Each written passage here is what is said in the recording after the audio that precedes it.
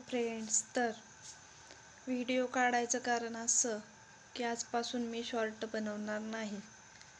कारण त्याच्यामागे एक मोठं कारण आहे. त्याच्यामुळे मी शॉर्ट बनवणारच नाही.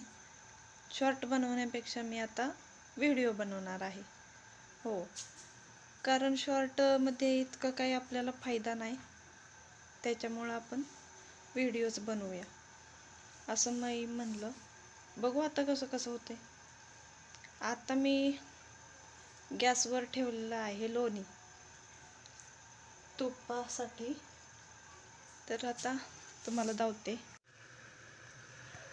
सकाळी मी हलवलेलं ह्याला, मग आता टाईम होता म्हणून म्हणलं तूप काढून घ्यावं.